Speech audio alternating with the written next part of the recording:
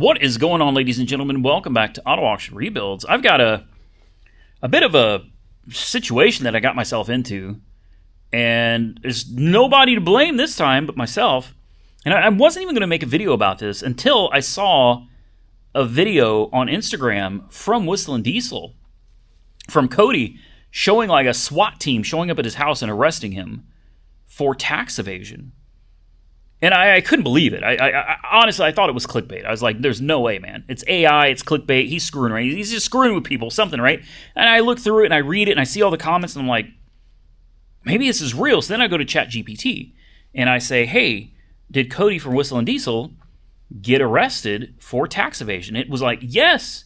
Everything that that ChatGPT can find on the internet looks legit that he actually did get arrested for tax evasion and arrested with a $2 million bond.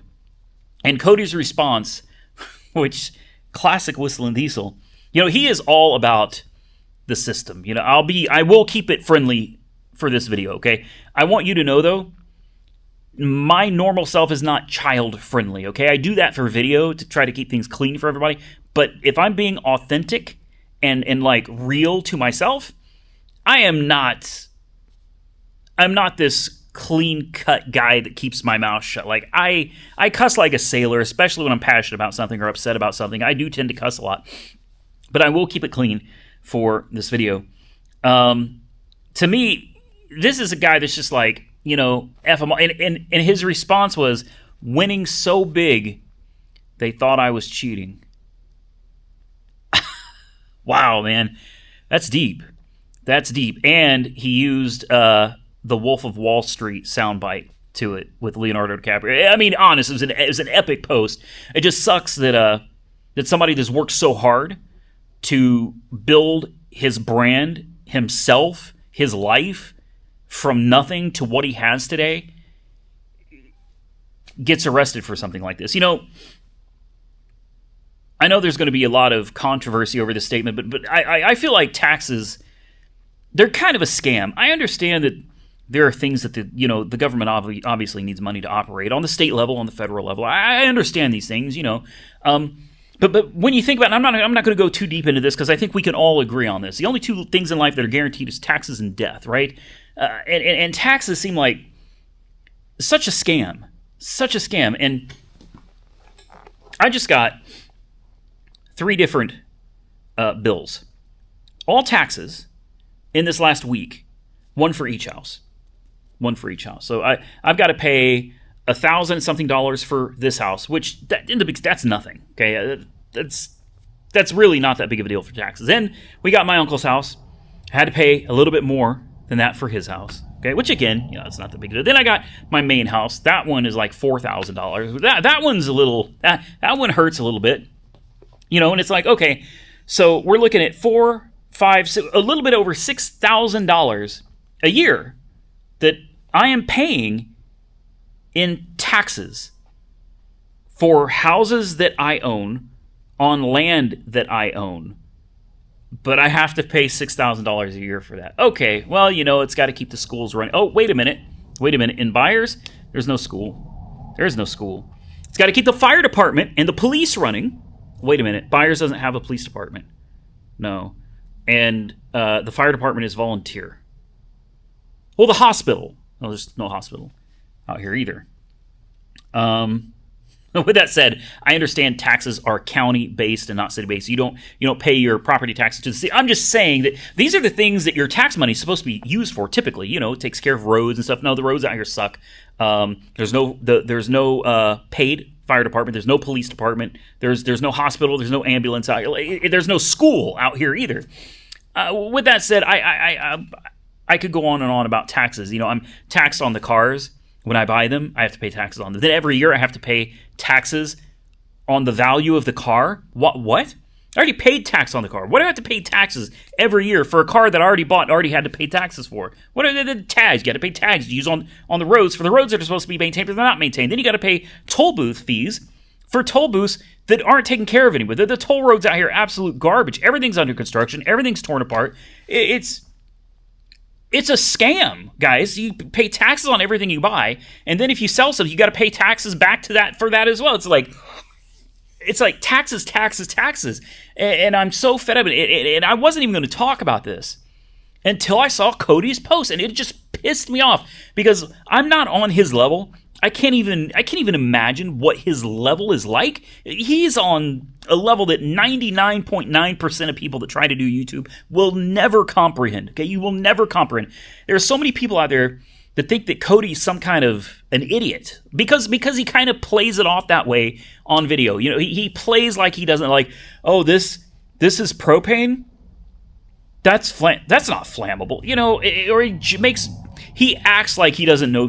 Trust me, the dude is not dumb, okay? I don't know where people seem to think he really is just not a very bright guy. Let me tell you something. You don't get to where he's at in life by not being bright. This guy's built multiple brands. This dude is huge, and he's winning, or he was until he ended up in jail with a $2 million bond out on him. A SWAT came and took him away from his home. You know, and that's what brought me to making this video is I saw that and I'm thinking to myself, you know, obviously none of us know the details. We don't know if he actually did it or not, but I'm just going to go out on a limb here and I'm going to say I'd be willing to bet he did not knowingly evade his taxes. Why?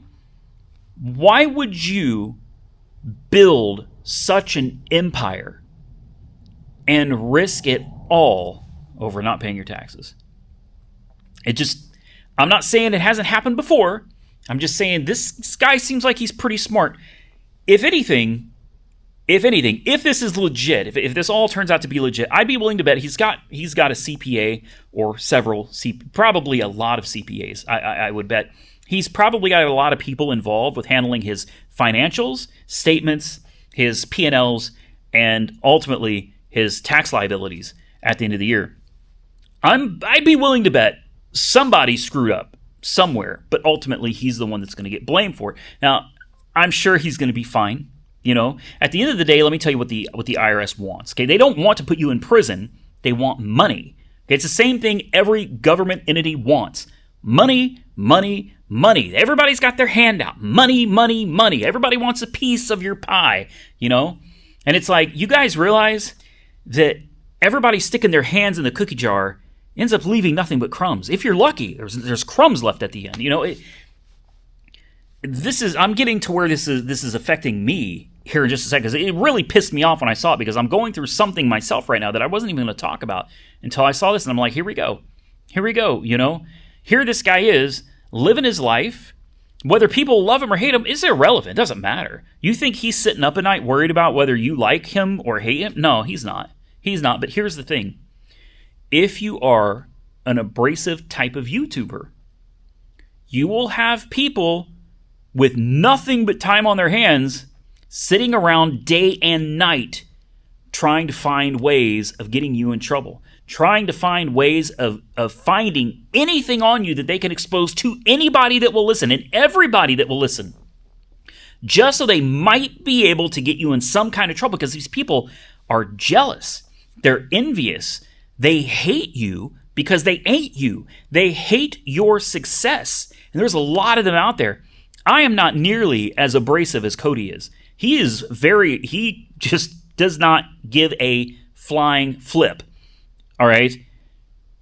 I genuinely try to, but sometimes I see comments and I'm like, okay, sometimes I respond, and sometimes I'm pretty abrasive myself. If you come on sideways to me, I'm probably going to do the same thing back to you. I've been working hard on that lately. I've been trying really hard. But what I've noticed is there's a lot of people sitting around with lots of time on their hands, and these are the people that will leave the hateful comments. These are the people that are nasty in the comment section, that have nothing good ever to say on your video, but yet you'll see them commenting in every single video something nasty and negative. These are the people that have too much time on their hands. And this is how we're leading into taxes, okay? My ex-wife has 12 children. Now, I was married to her when I was 18 years old. I am a product of social services, okay? When I was born, My mother and father were married, and we were a middle-class family living in Midwest City. My dad was Air Force. All right? By the time I was 5, things had gone really bad between my mom and dad, and myself included. Bad things were happening in that house. And my dad ended up cheating on my mom with another woman, got with her, left us, and sold the house. Okay, so from 5 years old on, I had been on welfare / public assistance the majority of my life, all the way up into, I would say, wow, now that I think about it, 23, maybe 24.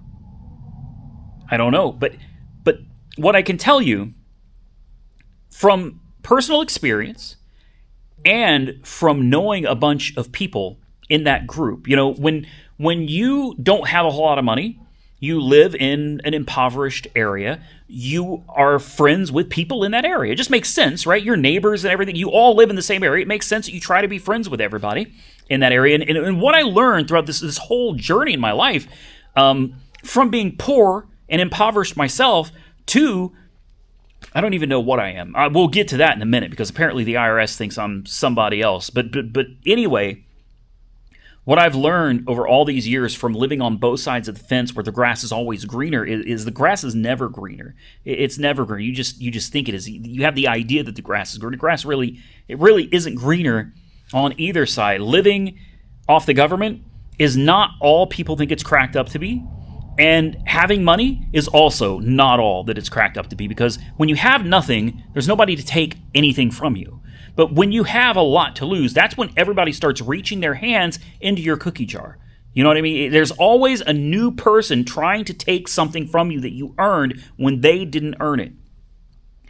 And what I learned is we have a serious problem in our Medicaid system, in our food stamp system. There's some major flaws. There are a ton. I mean, we have a major problem in this society today, in this country, with people that are taking advantage, not just taking advantage, they are literally, that's not a good word. I was going to use the R word. We'll stick to taking advantage. They're taking advantage of a system that is broken, okay? There should be no reason ever that somebody could be on government assistance for 25 years. None. I'm getting off track.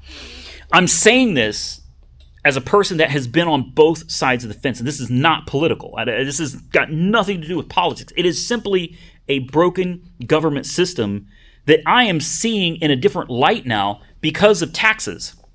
So let me explain what happened. Okay, let's start with something simple. All right. I went back and I started looking at my YouTube revenue. This is strictly YouTube. Now remember, I have revenue from Facebook. I have revenue from Instagram. Instagram doesn't pay out that much. Facebook pays out pretty good. YouTube pays out really, really well. And then I've got merch sales, and there's lots of brand deals that I do. There's a lot of different things that I get money from. But we're only going to focus on YouTube right now because I've already got it pulled up and it's easy to do. So I decided to sit back and I was like, how much have I made, I wonder, on YouTube, like since I started doing it? Well, I know you probably can't see very well, but that is $2,175,000. I'm a millionaire. Holy crap! I'm a millionaire. No, I'm not a millionaire because I'm not that great with money. I'm not a millionaire, but it's crazy. I went from a guy that was living on food stamps and public assistance to a guy that made over $2 million on YouTube. That is, how about thank you to all of you that have made it possible?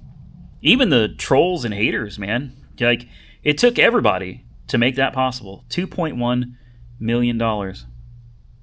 Since what was this? When did I really start making? I made $25 in 2016. Big time in there, buddy, let me tell you. It looks like it really started taking off in that makes sense, 2020. 2018, not so much.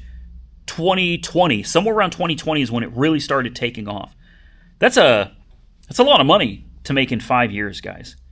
So let's look at 2024. What did I make in 2024? Because this is what matters right now. Okay, this is what I was not expecting, and this is why I'm so upset right now. In 2024, I made $377,000, $377,788.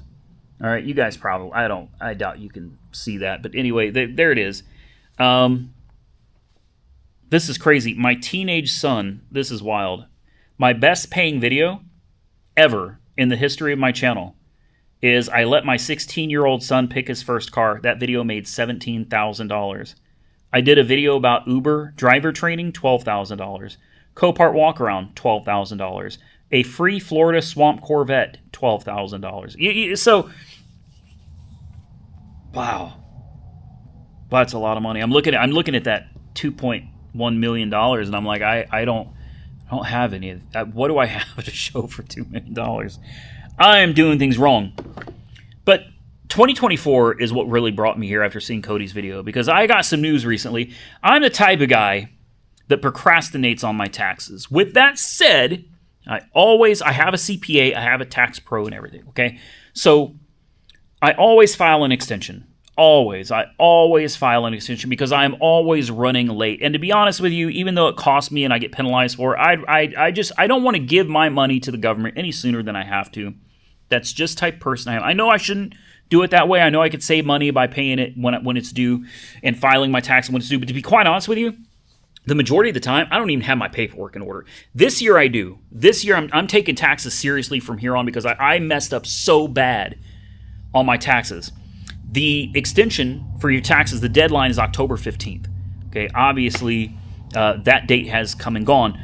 Well, I got my taxes filed by October 15th, and I got some really bad news for my tax guy.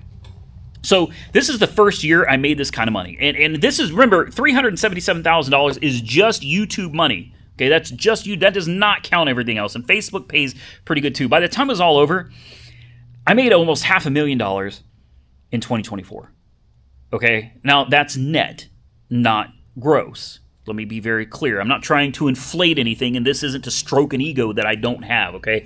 Man, that is impressive, though. $500,000 all in 2024. Now, this year is going to be less than that. I haven't done as well this year as I did in 2024, but still, just that is so mind-blowing to me that this is me. Well, here's the thing. All right, I made a huge mistake on my taxes. Not on my taxes, but I misunderstood how taxes work because I've never made this much money before. Things change, okay, as you make more and more money and you step up the platform a little bit each time, right? Well, you start crossing these boundaries. They like to call them, tax brackets? Well, you start crossing these tax brackets and suddenly the government wants a whole lot more money from you. Suddenly, some of the things you were able to write off before, you no longer get to write off. And here's what happened to me. And part of the reason I'm making this video is because I saw Cody's thing happen, and I did something. I made a mistake, and I thought maybe if somebody sees this video, I don't know, maybe it could help you. Okay, maybe it could help you. Maybe not. If nothing else, I hope it's at least entertaining. My mistake was, and I've done this every year, and it's never affected me the way it has this year. And it has to be from how much money I made. I spent a lot of money on cars in 2024. I mean, an insane amount of money. And here's how I always did it. This is how I thought it worked. Every year, towards the end of the year, you guys have seen it on video. I buy a lot of cars. Like, I stock up the car lot full of cars, man, and I write that off. Right? I write that off at the beginning of the year when it's tax time. It's like, boom, here's my taxes. I bought all these cars. This is all inventory that I get to write off. No. You can't write off inventory. You dummy. You can't write off goods that you bought to resell. Why? If you think about it, this is what it's called. It's called cost of goods sold on your taxes, okay? Cost of goods sold. You can't recognize a profit or a loss on product you hadn't sold. Let's say it's this. All right, let's say I bought this for my business. This cost me $12. Okay? Let's say I sold this to somebody at the end of the year for a discount because I just needed to get it gone. $6. Okay? Great. I get to write off a $6 loss on this product. But if I buy the product for $12 and I stick it on a shelf and I don't sell it, I can't recognize a profit or a loss because the product is still in inventory, you nitwit. You can't write this off. You can't write this off. It works the same way with cars because cars are basically my chemicals. Okay? Cars are my product. You can't buy them all and then write them off. I thought all these years, because I have a tax guy that does all this stuff for me, I send him all the information, he sends me my bill, and I pay it every year. It's that simple. I've never had an issue. I have an issue now. He sent me a bill back for $47,000 to the federal government and $15,000 to the state of Oklahoma. And I'm like hyperventilating. I said, no. I said, no, wait. I said, hold on. I said, add up all these cars, man. I said, I don't know if you missed it or my tax guy, did he miss the cars? No. He didn't miss the car. He said, right. He said, but you didn't sell those, Randy. He said, you can't write something off that you haven't sold. And it hit me like a ton of bricks. It's like, oh yeah, that makes sense. That makes perfect sense. It does. It makes perfect. It's just an example of a mistake that I made because 1, I didn't know better. 2, I should have known better. 3, I should have done my own research. I should have known better. So I really started digging for deductions. There are things that you can write off that I usually don't write off. Interest on loans, interest on anything for your business, completely tax deductible. And those are things I don't take the time to find them and write them. It's a pain in the backside, man. It's a pain in the backside to go through and figure out what I paid in interest on every loan that I have. This time I did. I sure did. This time I went and I was like, oh, we'd better start looking. We'd better start finding more deductions. Unfortunately, even though I was able to write off a decent amount in interest, it didn't make that big of a difference on my taxes. So we amended my tax return. By the time it's done, I still owe, between federal and state, we're still talking. It's probably, I think it's just over 50. And I'm just like, and that's money that's due today, right? Like that's due right now, okay? So if any of you are wondering, like, what's been going on with me, I'm sure you've seen a lot of changes around here lately. There's been changes in the way I'm doing videos. There's been changes in cars because obviously I'm selling everything, guys. And that's another thing. This is what I would call the perfect storm for me.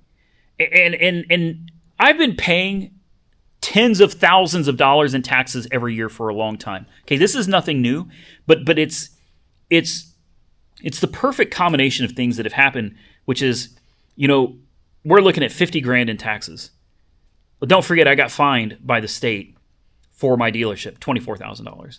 Okay, I mean, let's just, for easy math, $75,000. That's just for state, federal, and then fines for the state, $75,000. Okay, but that's not all. We got taxes on all the properties, too, that I have to pay. And then that's not all either. I'm still paying to have the house in Indiana renovated, which, by the way, I have spent $80,000 renovating that house. That's cash. That was money out of the bank, cash. And this leads me to how one decision that you make in life, and it doesn't have to be financial, it could be anything. One decision that you make in life can change your life forever. Now, this is not a life-changing event for me. I will get through it. I don't want anybody to think I'm not going to survive. We're not going to make it. We're going to get through it, but I ain't going to lie to you guys. Like, this is going to be really hard. If I had not chosen to renovate my uncle's house, I'd have 80 G's in the bank on top of what I currently have in the bank. I could be able to pay this and we'd be fine. It'd be no problem at all. We'd be perfectly good. We'd be golden. Not an issue, but that's not the case. The case is that I now owe $75,000 to the state and federal governments. That's the reality. The reality is also I've already spent $80,000 in cash at my uncle's house. Guys, that's $155,000. We're doing easy math here. I'm not worried about exact numbers, but we're talking about $155,000, but that's not all either.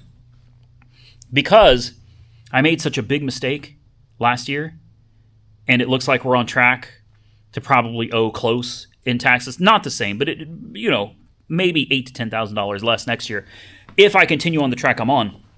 So here's what I have to do now, and I'm sure you guys have seen, we're selling everything out here. Here's the problem with that, okay? We're going to do a dedicated video on how much I lost on these cars at some point. But guys, I just sold a lot more cars. I'm losing. I think I lost. You know what? Let me look. I don't want to get it wrong. But I think I lost $6,000 today. I do. I think I lost $6,000. No. Sorry, $12,000. I was wrong. I mean, it was yesterday. I lost $6,000. I lost $12,000 today. $12,000 today, $6,000 yesterday, and I'm not done. So we're at over $150,000 between money that I've spent and money that I owe, and you have to remember most of these cars, unfortunately, are not selling for anywhere near what I paid for them or what I have into them. So I am losing money on the cars now too. This really is the perfect storm. The reason I'm selling all the cars, really simple, because now I know that I've been making a mistake all these years. I thought that buying cars at the end of the year was good for my taxes, that I could write it off, and I was totally mistaken. I was totally wrong about it. What you have to do, you ever notice at the end of the year, businesses start selling everything at a great discount? It's like, hey, 50% off sale. You know why? Well, I'll tell you why. Because if they get rid of that inventory, it's off their books, and they can recognize that profit or loss on their products for taxes. That's why businesses unload everything at the end of the year, and I've been doing it backwards. So, you see me selling everything? That's the reason. The reason is not because we're going out of business, at least not yet. The reason is because I have to recognize these losses, and I am taking major hits right now. But if I recognize these losses now, I get rid of most of the cars by the end of the year. That means tax time next year, I will not be looking at paying $50,000 to the federal government and $15,000 or $14,000 to the state. And this all brings me back kind of full circle to what we were talking about in the beginning. As somebody that grew up a good portion of his life impoverished, seriously, below the poverty line, as someone that saw all of my neighbors, most of my friends, they were all the same as me. And it's got nothing to do with color either. I had friends of every nationality you could imagine living in the places that I've lived. I grew up, one of the benefits of growing up in the life that I grew up was that I moved around a lot, and I lived in a lot of different areas, a lot of different neighborhoods with a lot of different types of people, a lot of different cultures that I got to experience. And some of them were not good. Some of them were not good. Being a skinny white kid in some instances was not a good thing in some of the places that I lived. But all of these experiences in life molded me into the person that I am today. And I feel very fortunate not only to be where I am today, but to have come from where I came from as well. Because a lot of people grow up with money and they just think the world revolves around them and money just grows on trees. Well, I understand it doesn't. I had to work very hard to get where I'm at in life. I have busted my ass, and I still do. I work hard all the time. I work 7 days a week. Unless I'm sick or something, I'm out here working. I'll put in 12 to 14 hours, man. I work hard for what I have in life. And it makes me appreciate the things I have so much more, knowing that I grew up with nothing and that I never expected I would have anything in life. On the flip side, growing up the way I grew up on government assistance, everybody was on government assistance. My friends, my family, everybody was on government assistance. Everybody was collecting that. And in fact, when I was a kid, we got food stamps. They used to call them stamps because they came in a book. It was a book, a little coupon book. It was embarrassing. So embarrassing, my stepdad used to send me to the store. Let me tell you, he had a scam too. And this is why I'm saying I grew up this way, so I know how the game works. My stepdad would give me a coupon for $1. You would go, we had a little corner store. Go to the corner store with the dollar. They used to have Laffy Taffies and little fireballs, and the things were a nickel, okay? A nickel a piece. I sound like my grandfather now. Back then, candy was half a penny. Gas was, 3 cents a gallon. No, seriously, like for a nickel, you could get a Laffy Taffy. So my stepdad would say, hey, take this dollar coupon, go down there, get yourself 2 or 3 Laffy Taffies, and bring me the change. This was the scam back then, right? You could cash in $1 coupon. You could get 15 cents worth of candy, and there was no tax on food stamps. No tax on food stamps. So if you got 3 pieces of candy for 15 cents, what did you get back? 85 cents in cash. Now, if you did this several times a day, which I did, you could take those stamps and actually turn them into cash money. And it didn't cost you anything other than a few pieces of candy. Okay? People have been gaming the system since the very beginning, and it's no different now. Another wife of mine, she found another way to game the system, and it was very common. I'm sure they're still doing it today. 50 cents on the dollar, because they switched them to cards, right? Which makes it not embarrassing anymore. You don't have to go in with your coupon booklet. Now you got a credit card. It looks like you're just swiping a good old credit card, man. You know, I think we should have stuck with stamps. But the way she would do it is, and let me tell you, she was getting $1,000 a month in food stamps. $1,000 a month. And she would sell half of them. Easily half of them. You know, $500 she would sell for $250. And how do you do it? You find somebody who wants to buy them. They want their groceries half off. You take them to the grocery store with you. You let them stock up your cart. And then you go to the checkout and you pay yourself. You buy $500 worth of groceries, and when you walk out the door, you get $250 in cash. Free money, right? It's all free. Everybody loves free. It's not free. It's not free. And I'll be the first to admit that I didn't know any better back then. To me, it was all free. I really thought it was free. And you know why I thought that? It's because I grew up poor. It's because I grew up without the understanding of what taxes were and how much we got tax money back at the end of every year because we had kids, right? So for me, it's like, this is great, man. You work as little as possible, and I'll be the first. I would quit jobs. I'd work somewhere, quit, work somewhere, quit, work somewhere, quit. I couldn't keep a job to save my life, man. It's not like I made a lot of money. And this is just the way I grew up. You know, and I don't know why I grew up that way entirely, but I could not keep a job for anything. And I never made any money, and I never had anything. We lived in crappy places. I drove beater cars that were always broken down. I was always having to fix them. That's why I know how to fix half the crap we got out here today, is because I was forced to learn how to do it because I couldn't afford to pay somebody to fix it myself. So again, I feel very blessed that I got to experience everything that I've experienced in this life thus far. It's not easier to be poor. A lot of people with money think it's easy to sit around and do nothing and collect a check. And I'm sure there's some people out there that probably really do just lay around and do nothing and collect government assistance and, you know, have kids in order to collect more money. I'm sure that happens. I've seen it myself, so I know it happens. But at the same time, you can't really take any pride in that, you know? And as someone that's been on both sides of the fence, there's a lot more pride in getting up every day and working for what you have and fighting and having to conquer battles in order to hold on to it. And I'm not saying that it's enjoyable to do all this. It's not. But if I had to sit here and choose, I could choose, if I wanted to go back to being in poverty. I could stop making videos and I could go back to, you know, having nothing and living on government assistance if I wanted to. But I'm going to be honest with you, I could never do that. There's pride in going out and working for a living. There's pride in standing up on your own 2 feet. There is real pride, confidence that you get from going out and making your own money, not sitting around on a couch, watching TV, scrolling on your phone all day, mindlessly, waiting for that check to come in at the first of the month. Again, let me be very clear. I know there are people that genuinely need services from the government.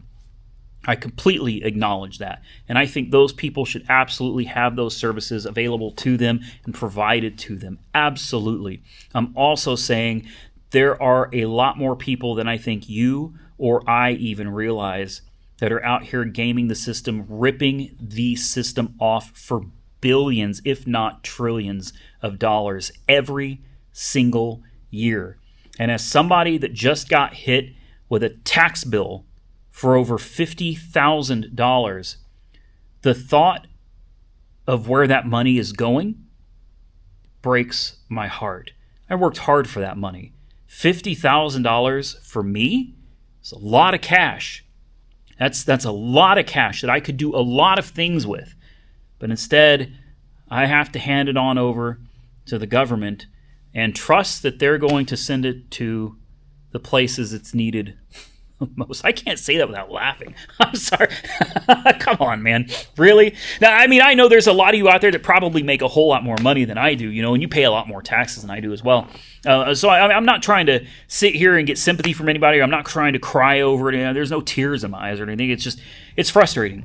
It's frustrating that I made this mistake because this is a mistake that I'm going to pay for. This can't be fixed. I already talked to my tax guy. I said, well, with as much money as I'm losing right now at the end of the year, could this offset it next year and help me get out of it? And he said, no. He said, you can't get out of it.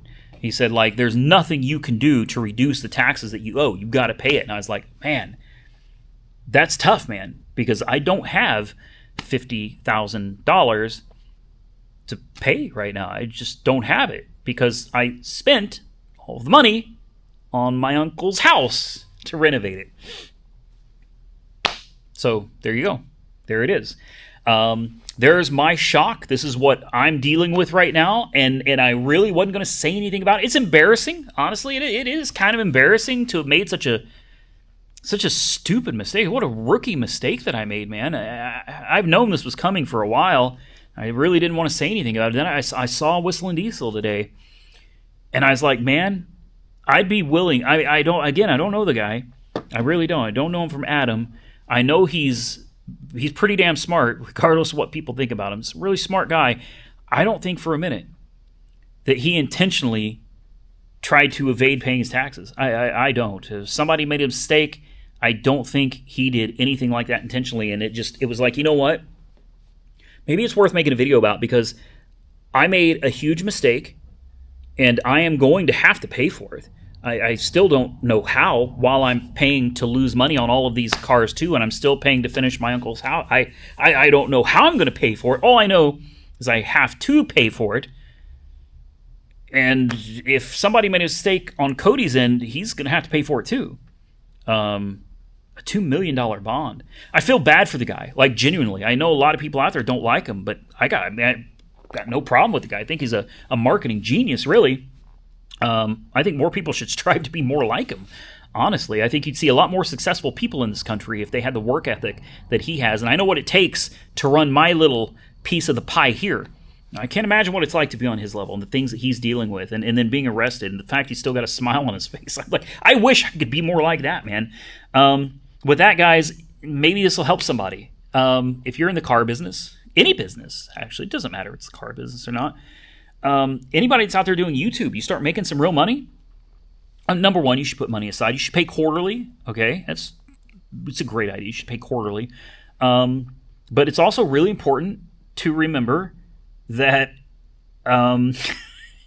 you can't buy a bunch of stuff, a bunch of product for your business at the end of the year and hold on to it and think that you're going to write it off, because that's not how it works. Now, if you buy things like toner cartridges or paper clips or pens, consumables, things like that, that's a different story. Obviously, those get written off. If you buy a car for your business, like a pickup truck, and that is dedicated for your business, you can write that off long term. It's like a Section 179. I don't remember. You can write stuff like that over time, depreciate an asset over time. But for the most part, products that you buy to resell for your business, you can't just buy them. I'm so dumb. I'm so dumb. Again, such a rookie mistake.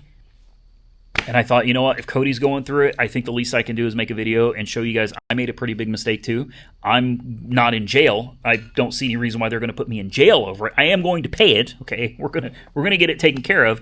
But obviously people do make mistakes, and maybe somebody out there watches this video and they were going to make the same mistake. Maybe you can learn from it and not be in the situation that I'm in. With that said, I'm going to get out of here, ladies and gentlemen. I hope you enjoyed the video. I have more stuff coming. The majority of my cars are now gone. I have almost nothing left.